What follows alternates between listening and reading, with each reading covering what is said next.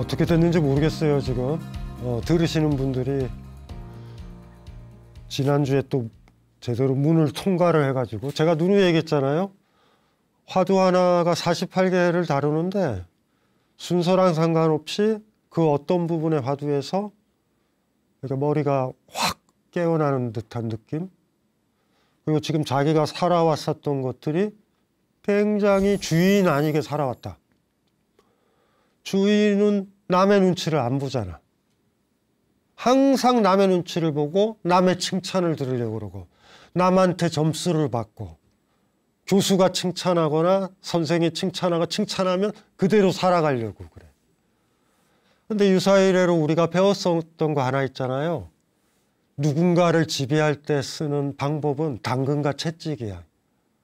좋은 거 주거나 불이익을 주면서 길들인다. 어느 사회나. 그거에 휘둘리게 되면 답이 없는 거예요. 당근도 아유 이거 안 먹어 던지고 채찍도 어디 나를 때려. 양쪽을 다 물리쳐야 주인이 되는 건데. 사실은.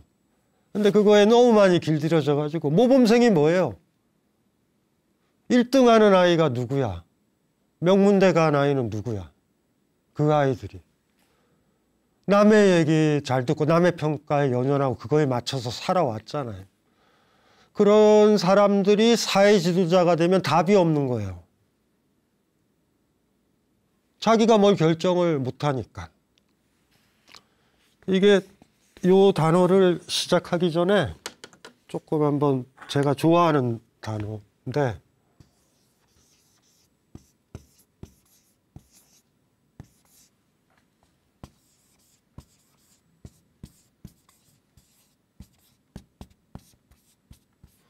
요거는 저자라고 오서십 그러면 저작권 같은 거고 이거는 우리가 번역을 할 때는 권위 아니면 우리 현재 사회도 사실 민주적인 사회가 아니란 말이야. 우리 사회도 명령하는 자가 있고 명령 듣는 자로 분리가 돼버리면 우리는 명령 듣는 사람들인 거예요. 일종의. 민주주의는 명령 듣는 사람이 명령을 하기도 하고 명령을 제정하기도 하고 그걸 또 수정을 해야 민주주의야. 그러니까 명령하는 사람과 명령을 듣는 사람이 확연히 구별되면 억압사예요. 그거는. 그러니까 사실은 그 각도에서 본다면 민주주의는 아직 이루어지진 않았지. 그래서 이 오서러티라는 말이 일반 국민들이겠어요? 국가기구에 있는 사람들이겠어? 그래서 이거를 사전에 보면 당국자라고 나와. 당국. 그 국면을 장악하는 사람. 이렇게 되겠죠. 오서라는 말은 저자라는 거잖아. 서양에서는 굉장히 중요한 단어예요. 이 단어가. 왜냐하면 아무랬던 시절에 있어서 텍스트는 서양의 같은 경우는 성경이잖아. 그 신의 말이야. 저자는 신이에요. 그래서 중세 시절에 철학했던 사람들, 토마스 아퀴나스나 어거스틴 같은 사람들은 다 성경의 주석을 달아. 그 주석의 형태에서 자기 생각을 피력하는 거야. 논어, 맹자, 대학, 중용이 있죠. 동양에는. 이걸 건드리면 안 돼.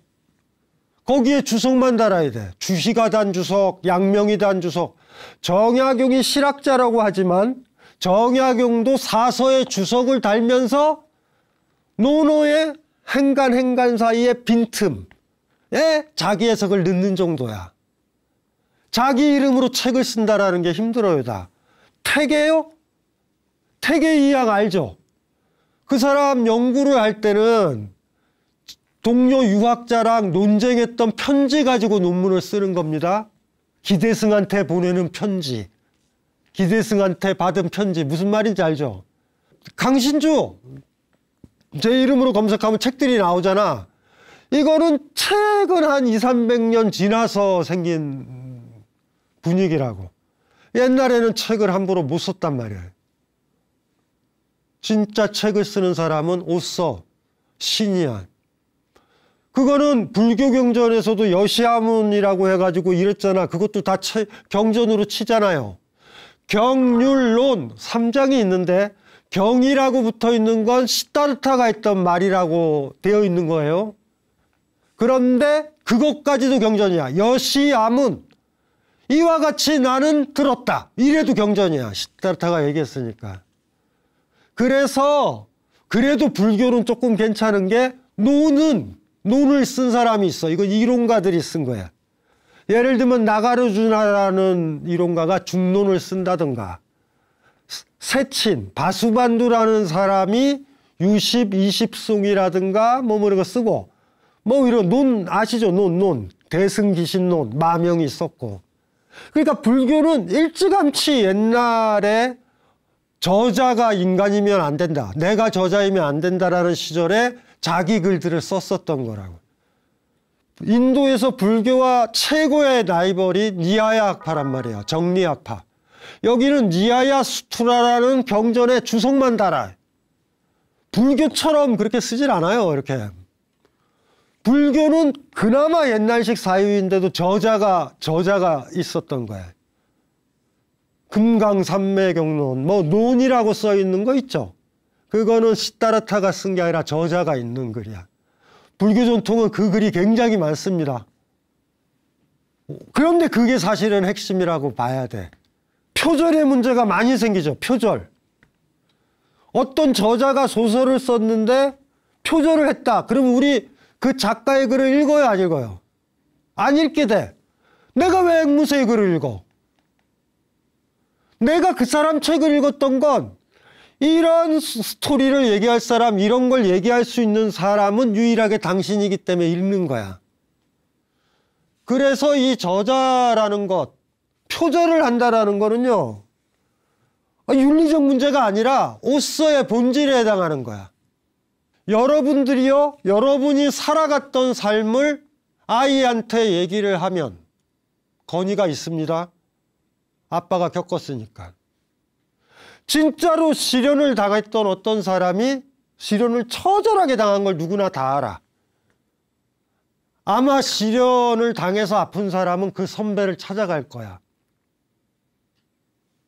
들을 게 있으니까. 아, 젊었을 때는 다 그렇게 힘든 거야 라고 얘기를 하는 어른들이 간혹 있는데, 그 사람이 진짜로 힘들었다면 그 사람은 꼰대라는 대접을 받질 않아요.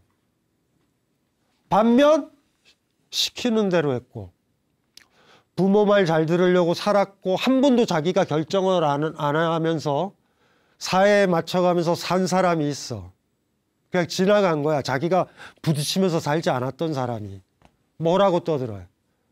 떠들면 알아, 금방. 아, 이 사람은 안 겪어보고 나이 많다고 꼰대짓을 하는구나. 그리고 진짜 그거를 경험했던 사람은 함부로 얘기도 안 해. 그게 힘들기 때문에. 이해되죠? 그런 걸 겪었던 사람들이 나한테 딱 얘기를 하거나 하면 우린 금방 알아요. 그 사람이. 오써 앵무새가 아닌 거야. 왜 내 얘기가 힘이 없는지 아세요?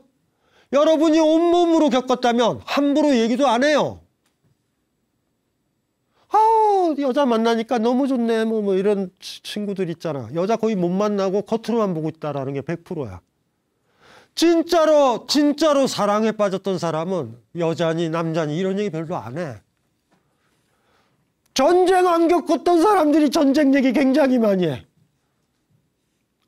제가 6.25 겪었었던 지금 돌아가신 선생님들 보면 전쟁 얘기 하나도 안 해요.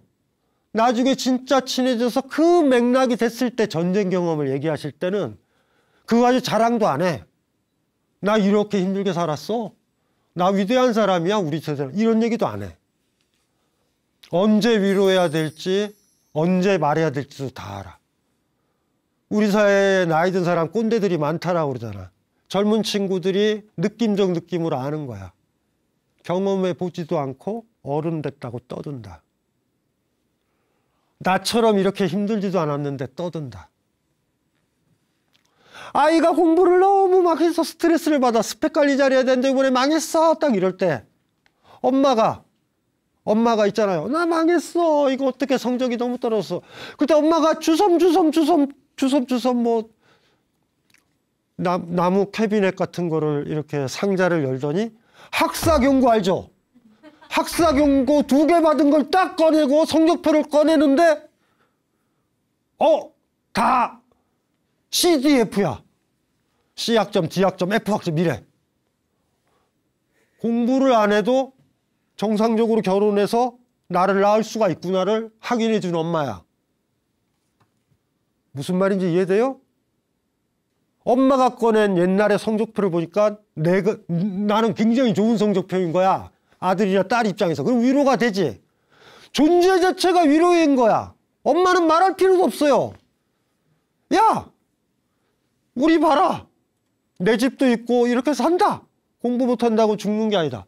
반면 공부 진짜 잘했던 부모들은 아이가 공부 못하면 너무 망했다. 그리고 이런 멘트 달린다? 또 그 허위죠, 허위.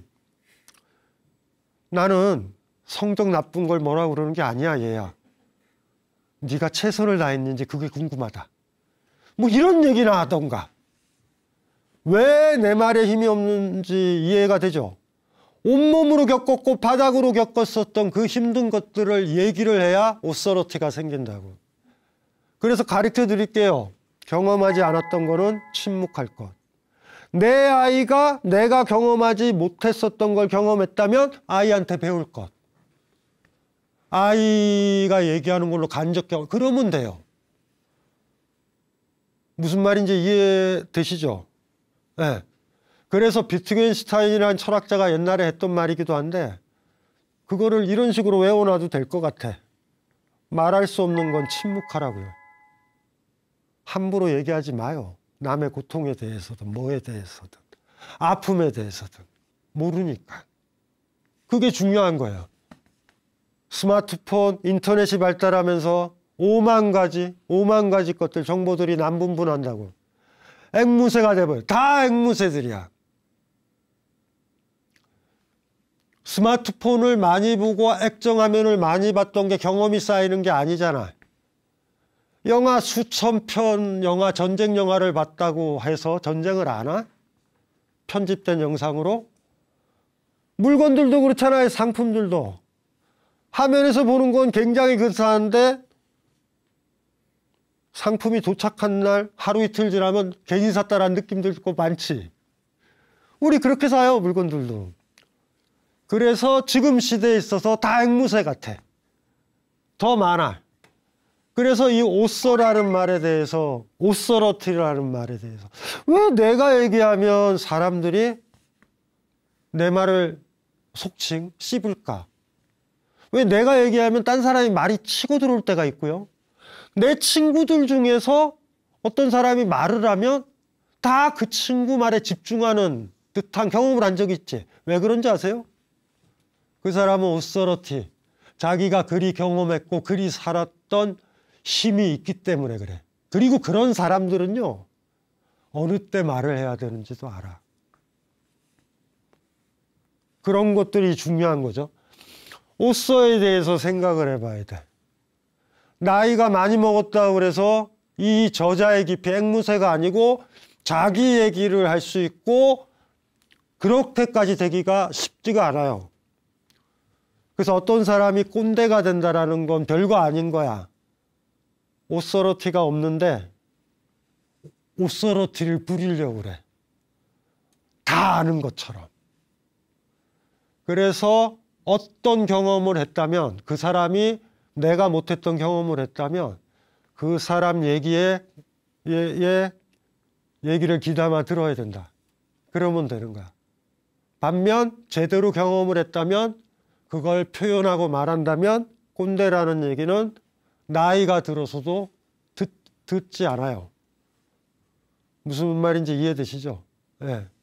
왜 저 얘기를 하냐면 오늘 하두는 저거와 관련되는 거니까. 예. 요것도 구향용담이라는 요 무문간의 화두도 너무 좋아. 길어서. 이게 참 이상하다. 화두는 짧아야 맛이지라고 게을러 하는 사람들이 있어. 짧으니까 읽기는 편한데 이해하기는 힘들잖아. 제가 셜록 홈즈예요. 탐정이야. 그럼 범인이 누군가를 찾으려면 증거가 많아야 되잖아. 뭐 발자국서부터 많아야 되잖아. 그러면 화두인데 화두가 길다라는 거는 이해할 가능성이 많은 거야. 꼭 이상한 것 같아. 우리는 외우려고 그래서 그런 것 같아요. 교재를 많이 봐가지고. 책이 두꺼우면 이해하기가 편한 거예요. 근데 우리는 외워야 되니까. 학창시절을 떠올리면. 두꺼운 건 또 싫어해. 근데 요번 화두는 좀 편한 거야. 조금 쉬어서 갈 수 있겠다 그런 생각도 드는데 한번 읽어볼게요. 덕산이 가르침을 청하러 왔을 때 마침 밤이 되자 용담 스님은 말했다. 밤이 깊었으니 그대는 그만 물러가는 것이 어떻겠는가. 그래서 덕산은 인사를 하고 발을 걷고 밖으로 나갔다. 바깥이 너무 어두워서 되돌아와서 말했다. 바깥이 깜깜합니다. 그러자 용담 스님은 종이 등불에 불을 붙여 건네주었다. 덕산이 그것을 받으려고 할 때 용담 스님은 등불을 불어 꺼버렸다.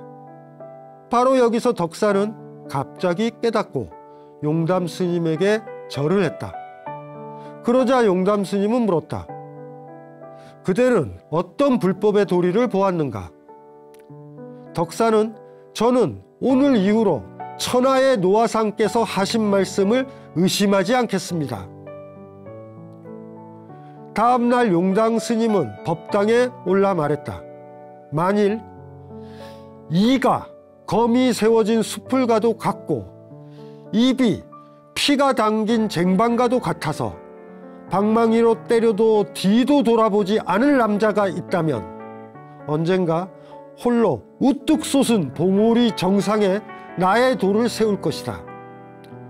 마침내 덕산은 금강경의 주석서를 법당 앞에 들고 나와 횃불을 들고 말했다.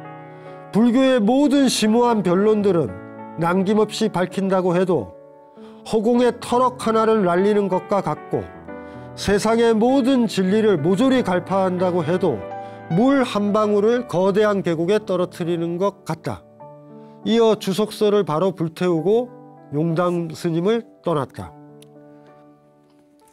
스토리가 두 개예요. 다시 한번 이거를 음미를 해보면 첫 번째와 두 번째인데 첫 번째를 한번 보면은 뭐 별게 아니죠. 덕산이라는 스님이 용담 스님을 찾아온 거야.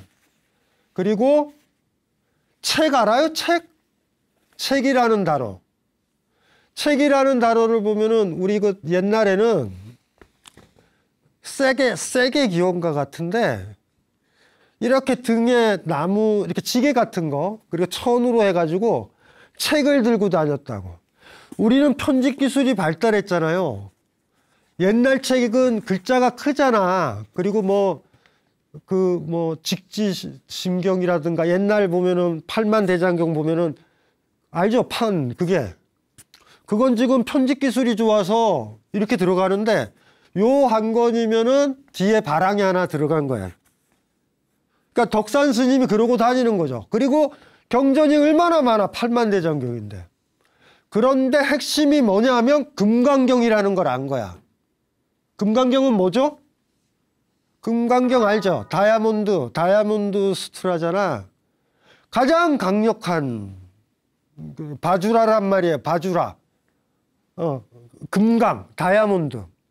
그러니까 뭐냐면 우리를 지킬 뿐만 아니라 잘못된 생각도 부수는 것.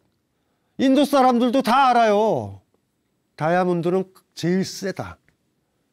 그래서 우리가 뭐냐면은 막 그 공사할 때 땅 팔 때 보면은 드릴 같은 거 동굴 뚫을 때 끄트머리에 진짜 좋은 다이아몬드 말고 공업용 다이아몬드 갈아가지고 하잖아.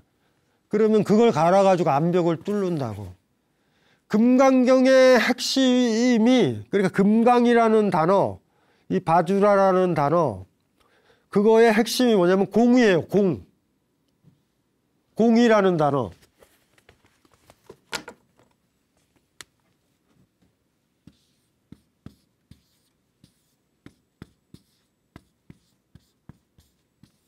오늘은 칠판을 많이 쓰는 것 같다.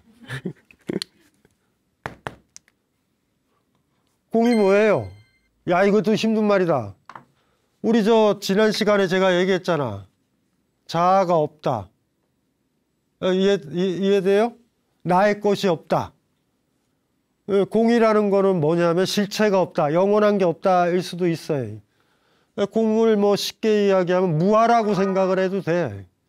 제법무아다. 모든 이 세상의 것들은 아트만이 없다. 영원불멸하지 않다. 요거 있잖아요. 요거를 제법은 공하다. 그렇게 표현하기도 해. 그러니까 무아니까 영원불변한 실체가 없다. 이렇게 이해를 해도 되고요. 너무 철학적으로는 이해하지 말았으면 좋겠어. 나의 것이 없다. 내가 없다. 이렇게 해도 되는 거예요. 나라는 거는요. 무아라고 그랬잖아. 비트겐슈타인 표현을 들리면 여러분들이요 7살, 8살 때도 나는 이라고 썼어. 그 나는 그때 말했던 그 나로 지시됐던 나와 지금 여러분 나이 때 나는 이라고 쓰고 있는 그 나의 내용이 달라.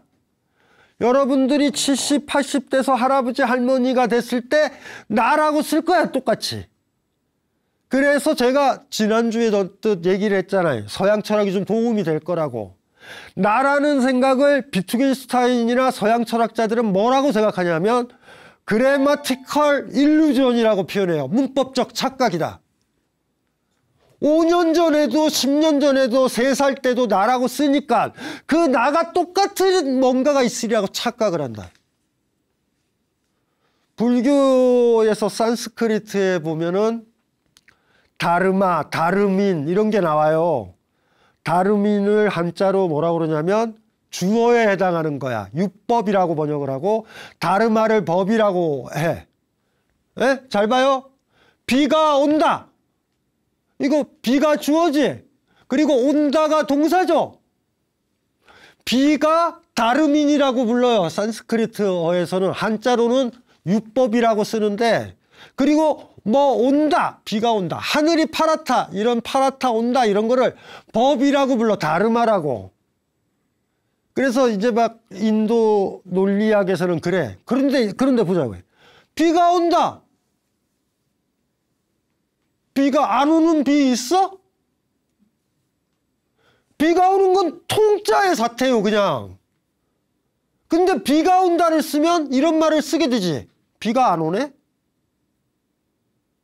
비가 있는 것 같아. 비가 안 오면 날씨가 맑다고 그래야 되는데 비가 안 온다 이런다고. 동양에서도 불교에서도 똑같아요. 문법적 착각. 그래서 주어에 해당하는 게 있을 것 같아. 아버님이 돌아가셨어도 아버님의 조남을 부르면 있을 것 같잖아. 그러니까 주어를 실체화하는 거예요. 이게 이런 언어적 습관 때문에 생긴다. 실체에 대한 집착이. 비가 온다 때문에 하나의 사태가 주어와 수어로 분리되고 그 다음에 수어니까 또 논리적으로 생각하잖아. 언어는요. 온다. 그럼 안 온다도 있는 거야. 거기다가 시제까지 붙이면 답이 없어. 에? 그래서 철학에서 뭐 가능태니 현실태니 막 이런 장난을 치는 거야. 그래서 20세기 철학자 중에서 가장 탁월한 게 비트겐슈타인이라고 그러는 거예요. 언어는 문법적 착각에서 오고 그 문법적 착각 때문에 막 서로 고민하고 고뇌하고 번뇌하고 막 형이상학적 내용 만들고 이런다라는 거야. 대충 그 정도만. 왜냐하면 그 공에 대해서는 그런 것들에 대해서는 우리 화두가 진행되면서 해야 된다고. 왜냐하면 저는 막 공 얘기하고 이러면 기분은 좋은데 여러분들은 들으면 들을수록 사색이 돼요. 이게 뭔 소리냐. 이거 모르겠다. 조금씩 해야 돼. 예. 지적이신 분들은 조금 참고 요 얘기. 금강경의 공의 지혜를 깨우친 사람이 있었다. 금강경은 굉장히 중요한 거예요. 경전. 우리가 많이 하는 그거 그 공에 대해서 가장 강력하게 나와 있는 책인 거야. 하나씩. 아이고, 다 필요 없어요. 원시경전의 자바안경이나 그 빨리어의 쌍유타 니까야에 나온 작은 경전들을 보면 시타르타가 제일 많이 하는 건 이런 거예요. 그냥 지난번에 했지만 그 경전 내용이 짧은 다르마에 대한 경전인가 그런 걸로 기억이 나는데, 그 빨리어를 번역을 하면 내용이 뭐냐면 아까 지난번에도 얘기했잖아요. 네. 나의 것이라고 생각하면 어떻게 돼? 나의 것이 있다. 지난 시간에 언뜻 얘기했잖아요. 그런데 나의 것이라고 생각하면은 그것들이 사라지잖아. 사라지면 고통스럽죠. 그래서 불교의 가르침 중에 무아와 무상이 있는 거예요. 같은 얘기야. 내가 그걸 가지려고 하니 무상하잖아. 영원하지 않잖아. 꽃을 너무나 사랑하니까 내 꽃이야 해서 집에 가져왔더니 꽃이 시들잖아. 그러면 아프고 고통이 찾아오잖아. 무아와 무상은 같은 거죠. 아까도 얘기했잖아요. 아트만이 없다. 영원불변한 실체가 없다. 그거는 영원하지 않다와 같은 거잖아. 그래가지고 시타르타가 계속 강조하는 거예요. 나다. 이건 나다. 이러니까 나이 들어가고 병 들어가고 이런 모습들을 못 받아들이는 거야. 나의 자아가 있을 거야. 나의 영혼이 있을 거야. 그런 거를 생각을 하게 되면 내가 변해가고 늙어가고 병 들어가고 진짜 벽에 똥칠하고 이렇게 되면 속상한 거야. 그런데 태어나면 죽잖아. 열반경의 마지막 가르침이 뭐예요? 이 세상에 만들어진 모든 것들은 무상하다. 게으르지 말고 무상하다는 것. 우리가 하루하루 죽어간다라는 것, 하루하루 변해간다라는 것, 하루하루 힘이 떨어진다라는 걸 응시해라. 이렇게 얘기를 하잖아. 그래서 실질적으로 쌍유타 니까야 같은 그런 경전들을 보면 무상, 무아 그런 거야. 나의 것이라고 집착하지 말고 나라고 집착하지 않으면 고통이 안 일어난다. 이게 원시불교의 핵심인 거예요. 사실은 돌아보면. 근데 만만치가 않죠. 힘든 거죠. 그래서 무한히 나의 것. 여러분들 항상 까먹으면 안 돼요. 머릿속에. 아니 그러니까 거꾸로 내 거를 한번 가져갔으면 좋겠어. 이거 너무 좋아. 이건 내 거야. 내 가방이야. 내 책이야. 뭐 이렇게. 이건 내 집이야. 그런데 집이 아파트가 도색이 조금씩 변할 때 이건 내 집이야 라고 강하게 의지한 사람들은 속상해지기 시작해요. 반면 월세야. 아파트가 도색이 흐려졌어. 뭔 상관이야? 내 게 아닌데. 내가 이건 내 집이야 라고 가지면 그때 내 거야 라고 가지면 그때부터 무상이 더 많이 보여요. 아파트 지금 샀는데 시공한 지 10년 지났는데 이거 20, 30년밖에 못 쓰네. 이런 느낌 들잖아. 그게 내 집이면 드는 거야. 내 사람이면 드는 거야. 이 여자가 내 여자고 이 남자가 내 남자라는 생각이 들면 아프거나 몸이 축나면 속상해져. 무슨 말인지 이해되시죠? 지금 제가. 그래서 원시경전에 보면 나의 것에 대한 생각, 나라는 생각, 불변하는 나라든가 불변하는 내 애인, 영원히 죽지 않을 것 같은 우리 어머니. 이렇게 맑은 난 영원할 것 같은데 영원하지 않잖아. 그 영혼을 꿈꾸면 고통스러워지는 거야. 무상과 무아와 고통은 같이 갑니다. 그래서 삼법인이라고 하는 거잖아. 이 세상 모든 게 고통이다라는 그 얘기와 모든 것들은, 모든 존재는 무하다라는 말과 모든 만들어진 것들은 무상하다라는 말은 통이에요. 그냥 세면이야. 고를 설명하려면 나의 것에 대한, 나에 대한 집착이 있어야 되는 거고. 이해되시죠? 나의 것으로 대해서 집착을 하다 보니 이 세상 모든 것들은 내 거일 것 같지만 시간이 지나면 변해간다. 영원할 것 같은 우리의 사랑도 손에 딱 잡은 모래처럼 빠져나오는 것처럼 빠져나온단 말이야. 잡았기 때문에 빠져나오는 거야. 그런 것들. 그래서 삼법인도 첫째 관문은 고통의 진리래 통과해야 돼. 다음은 무하다. 이런 게 아니에요. 그냥 풀 패키지예요. 풀 패키지. 불교의 모든 가르침 혹은 우리 오늘 통과한 화두를 제대로 통과했으면 자비가 나와야 돼요. 내 것에 대한 생각이 많이 줄어들어야 된단 말이야. 핵심이. 그러니까 어쩌면 시청자분들은 다 화두의 반만 이해하고 계신지도 몰라. 그리고 저도 반쪽짜리 선생인지도 몰라요. 근데 이 세상에 제일 힘든 게 뭔지 아세요? 타인의 마음에 자비의 마음을 일으키기가 힘들다라는 거야. 거의 불가능해요. 이 세상에서 제일 불가능한 건 인간을 사랑해라는 가르침이에요. 헛소리야. 왜냐하면 사랑은 자신이 스스로 끌어오르듯이 올라와야 돼, 자발적으로. 오히려 너 사랑해, 걔 사랑해라, 친구들 사랑해, 친구들 괴롭히지 마, 이런 소리 하지 마. 불가능해. 그거를 많이 배웠어요, 강의하면서. 그리고 그걸 배우는 순간 우리나라의 괜찮은 많은 스님들이 얼마나 힘들었을까도 느껴져. 주인이 되라, 부처가 되라, 타인들 아껴라, 보시해라, 이 얘기가 얼마나 힘든 얘기야. 사랑은 강요할 수 없어요. 그래도 사랑하라고 말할 수밖에 없는. 너무 자주 얘기하면 강요가 돼서 적절한 선에서 끊어야 될 수밖에 없는 얘기. 왜냐하면 사랑은, 자비는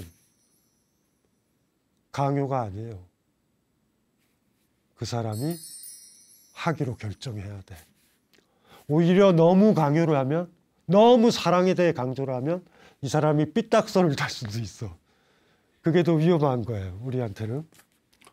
이런 배경하에서 이거를 보면 된다고. 금강경을 들고 다닌 거죠. 그리고 이게 이 구향용담은 이게 원래 더 길어요. 줄여서 이렇게 줄인 거야. 밤에 도착한 거예요. 딱 가지고. 뭔지 아시죠? 왜 이 책을 들고 다녔을까? 어느 사찰에 딱 들리면 얘기를 하는 거야. 책 가세요. 봅시다, 우리. 금강경은 공 얘기 나오니까 이해하기 힘들거든. 자기는 엄청나게 그게 밑줄 긋고 형광펜 칠하고 포스트잇 붙여가지고 논쟁에 빠지면은 그냥 자자작 책 꺼내가지고 따락 할 수 있는 거지. 경전을 들고 다니는 거지. 무슨 말인지 이해되시죠? 선종이랑 선불교의 정신에 맞지 않는 사람이야. 금강경을 들고 다니다니 부처를 들고 다니는 거랑 똑같잖아. 자기가 부처가 돼야 되는데. 그래서 이 용담 스님 입장에서는 이 덕산 스님이 어떻게 느껴지겠어? 교종 스님이다. 이렇게 느껴지는 거야. 경전 들고 도장 깨기 하러 온 거야. 너희들 선종에서 불림 문자 책 아니기로 작정을 한 거지. 너희들이 게을러가지고 화두 던지면서 서로 소리나 치고 깨깨 찌르고 고양이나 죽이고 니들이 죽이냐 이러고 돌아다니는 거예요. 그래서 만난 거야. 이 사람 무서운 사람이라고. 금강경 나 완전히 파악했다. 부처님의 말을 난 파악했다. 너희들이 부처님답지 않고 불교도가 아니라는 거를 내가 보여주겠다. 가지고 온 거야. 그래서 이렇게 되는 거죠. 그런데 너무 늦게 도착했어요, 사찰에. 그래서 이제 내일 한번 논쟁을 해보자 뭐 이렇게 된 거지. 그래서 용담 스님이 이제 좀 쉬라고. 그래서 나갔어.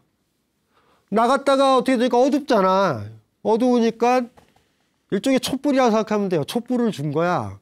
그래서 숙소로 가야 되니까 용담 스님이 그걸 들고 있잖아. 그럴 때 어떻게 했어요? 불을 꺼버렸어. 이때 깨달음을 얻었다라는 게 핵심이야. 뭘 깨달았어요? 여기서 뭘 깨달았어요? 용담 스님이 왜 불을 껐죠? 불 끄는 거 오라? 오라요? 옳지. 그 불은 누구 거냐면 누구 거예요? 그 불은 용담 스님 거잖아.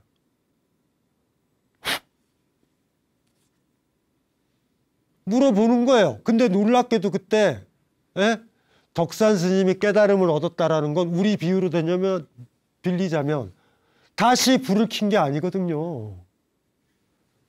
덕산 스님은 어떻게 된 거예요? 그때 불이 퍽 하고 타올랐다라고 얘기를 하는 거잖아. 재밌지 않아요?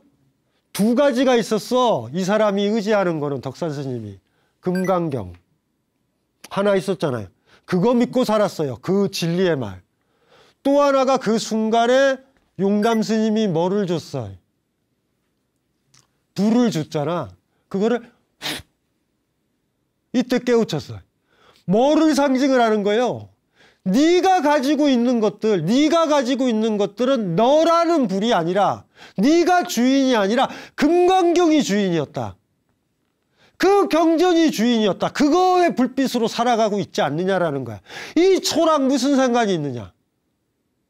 딴 사람이 준 촛불을 가지고 의지해가지고 살려고 하는 인간이 그냥 가면 되죠. 숙소까지 가면 되잖아. 금강경이라는 거에 의지했던 사람이에요. 금강경에. 금강경이 주인인 거야. 그 금강경은 누가 만든 거야? 옛사람들, 자기가 아닌 사람들이 만들었잖아. 그 금강경대로 살아가고 논쟁하는 사람이 어떻게 깨달은 사람이야? 그거를 가르쳐 주는 거죠. 순간적으로 촛불을 딱 주면서, 그래 그래, 자, 내가 촛불을 들고 있어요. 촛불 하나야. 나 이 사람 가지고 놀 수 있죠? 밤에 내가 이쪽으로 가면 내 쪽으로 안 올 거야? 내가 이렇게 가면 내 쪽으로 안 올 거야? 이거 자기 삶 살아가겠어요? 세상은 다 어두워요. 누군가 밝혀놓은 불대로 여러분들은 살아간다고. 아무 불이 딱 없다라는 걸 알아야 돼. 너 그냥 걸어가면 돼. 다 남이 들고 있는 불이야. 어떤 사람은 이 불이 좋다고 이렇게 들고 있어. 여긴 다 어두워. 그럼 여러분 어디로 가요? 여기 또 가. 이 촛불 든 사람한테 휘둘리고서 살잖아. 그래서 그거를 주면서 도움을 받았지. 예? 그 다음에 어떻게 해요? 백척간도 진일보요. 깜깜해지지. 매달린 절벽에 손을 떼는 거란 말이야. 네 걸음으로 걸어라. 아이고야, 등에 지금까지 등불을 들고 다녔구나. 커다란 것들을. 내 불빛은 만들지 못하고. 제가 전등에 얘기했죠. 불빛이 탁탁 자기 불빛을 틔워야 된다.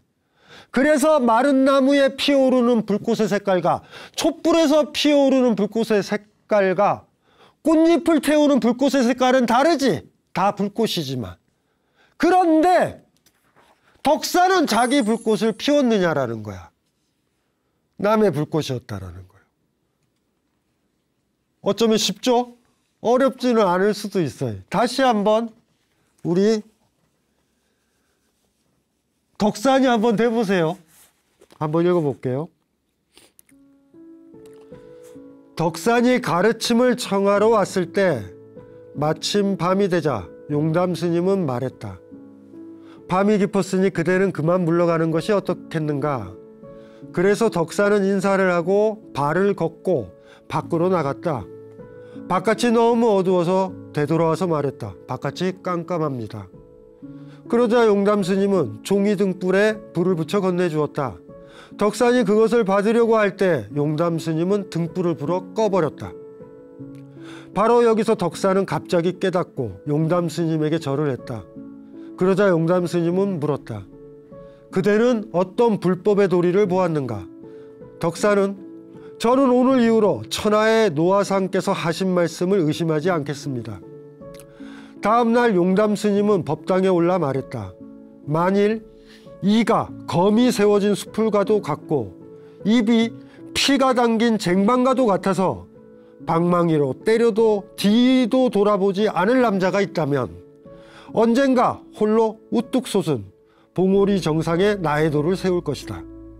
마침내 덕산은 금강경의 주석서를 법당 앞에 들고 나와 횃불을 들고 말했다.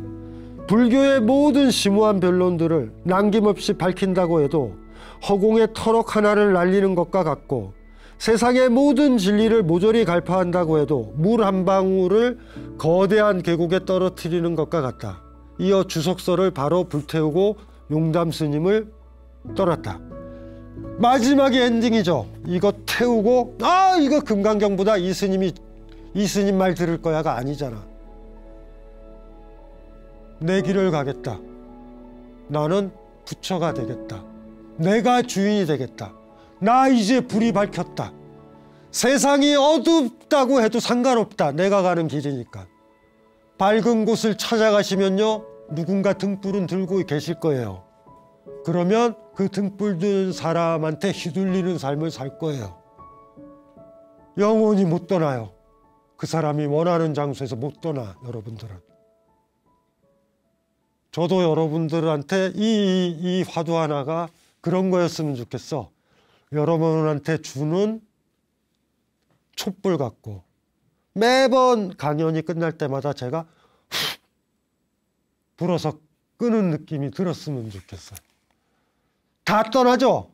금강경도 태우고 깨우쳤다라는 사람도 떠나는 거야. 왜냐하면 내가 깨우쳤으니까. 내가 주인이 되는 길이구나.